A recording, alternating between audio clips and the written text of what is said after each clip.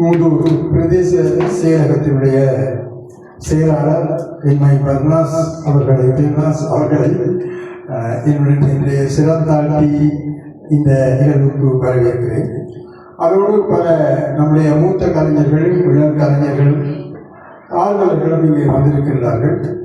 நாங்கள் ஒரு குறுகிய கால அழைப்பில் தான் இந்த நிகழ்வை நாங்கள் ஒழுங்கு செய்து, குறிப்பாக இந்த நிகழ்வு ஒழுங்கு செய்யப்பட்டமைக்கான முதன்மை காரணம் என்னவென்று சொன்னால், எங்களுடைய பிரதேச செயலாளர் அவர்கள் கலைகளிலும் பண்பாட்டிலும் அவரவர் பண்பாட்டையும் அவரவர் கலைகளையும் அவரவர்கள் சார்ந்து அவற்றை நாம் நெறிப்படுத்த வேண்டும், வளர்க்க வேண்டும், அவற்றுக்கு ஊக்கமளிக்க வேண்டும் என்ற வகையிலே அவருடைய செயல்பாடு கடந்த இங்கு வந்த காலத்திலிருந்து அவர் அதனை நெறிப்படுத்திக் கொண்டிருக்கிறார். அவர் ஏற்கனவே கொழும்பு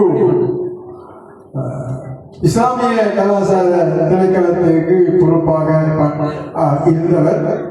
இந்த பிரதேசங்களிலே இந்த பிரதேசம் சார்ந்த பிரதேச ரீதியான வளர்ச்சிக்கு பங்களிப்பு செய்ய வேண்டும் என்ற வகையில் இந்த அரசாங்கத்தினுடைய பிரதேச வளர்ச்சி செயற்பாடுகளுக்கு ஒத்துழைப்பு வழங்க வேண்டும் என்ற வகையில் எங்களுடைய மூதூர் பிரதேச செயலாளர் பிரிவினுடைய பிரதேச செயலாளராக அவர்கள் பொறுப்பேற்றுக் கொண்டார்கள்.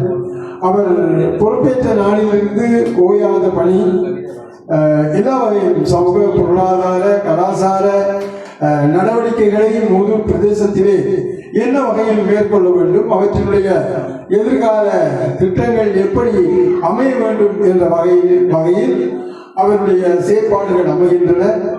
நாங்கள் அவருக்கு பக்கத்து ஊர், அதாவது இந்த மூதூருக்கு பக்கத்தில் எங்களுடைய மூதூர் கிழக்கு, சேனையூர், கட்டப்படிச்சான் பிரதேசம் இருக்கின்றன. ஆனாலும் அவருடைய செயல்பாடுகளை நாங்கள் கவனித்துக் கொண்டே இருக்கிறோம். ஆகவே அவரை இன்று இங்கே வரவேற்பதிலே நான் பெருமகிழ்ச்சி அடைகிறேன். இன்றைய இந்த நிகழ்வு இசையும் கவியும் இசையும்,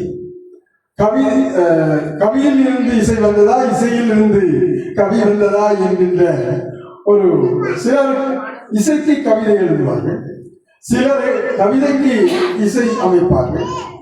ஆகவே இன்றைக்கு இந்த நிகழ்வு கவியும் இசையும் என்று வடிவமைக்கப்பட்டிருக்கிறது.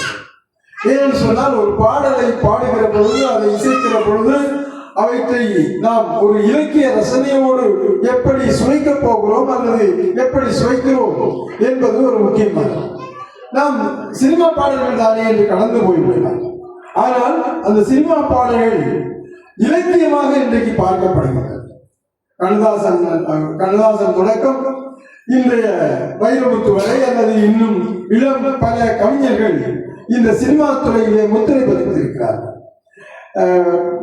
ஆகவே அவர்கள் இலக்கியம் சார்ந்து, சங்க இலக்கியம் எப்படி நமக்கு மூத்த இலக்கியமாக தொடர்கிறதோ அதுபோல இன்றைய நவீன இலக்கியத்தின் ஒரு பகுதியாக சினிமா பாடல்கள் இலக்கியமாக பார்க்கப்படுகின்றன. அந்த வகையில் தான் நாங்கள் இன்றைக்கு இந்த நிகழ்வை கவியும் இசையும் என்று வடிவமைத்தோம். அதே வேளையிலே நேற்று உலக நடன நாள். ஒவ்வொரு விடயத்துக்கும் ஐக்கிய நாடுகள் சபையும் அதனுடைய துணை நிறுவனங்களும் இந்த கலை சார்ந்த நிறுவனங்களும் ஒவ்வொரு விஷயத்துக்குமே ஒரு நாளை உலக ரீதியாக அறிவிக்கின்றன. அந்த வகையில் தான் உலக நடன நாள் நேற்று 29ஆம் தேதி உலகம் முழுவதும் கொண்டாடப்பட்டது. அந்த வகையிலே நாங்களும் அரபிகா பண்பாட்டு மையம் இசை, நடனம் மற்றும் ஒட்டுமொத்தமான பல கலைகளையும் பயிற்றுவிக்கின்ற இடமாகவும் கலைஞர்கள் பங்கு கொள்கின்ற இடமாகவும் இது இருப்பதனால் நாங்கள் நடனத்திற்கு முக்கியத்துவம் கொடுக்கின்ற வகையிலே இந்த உலக நடன நாளை இணைத்து இந்த 30ஆம் தேதியை நாங்கள் கவியும் இசையும் உலக நடன நாளும் என்று வடிவமைத்திருக்கிறோம். உண்மையிலே இது நேற்று செய்யப்பட வேண்டியது உலக நடன நாளில், ஆனால் சில தவிர்க்க முடியாத காரணங்களால் நாங்கள் இன்றைக்கு அதனை கொண்டாடி கொண்டிருக்கிறோம்.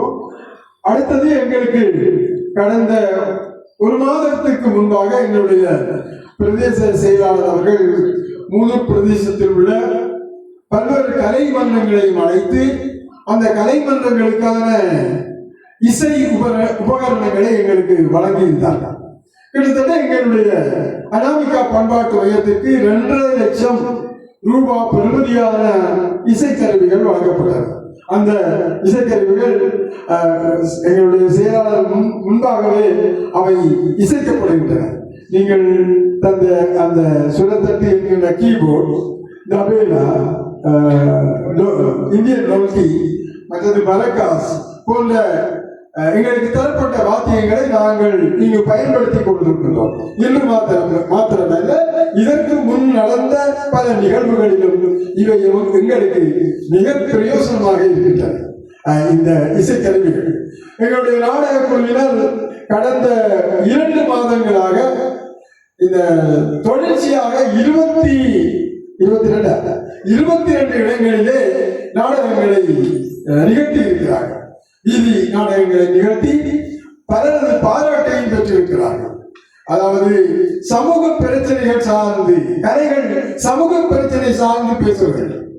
சமூக விடுதலைக்கான குரலாக கலைகள் இருக்க வேண்டும்.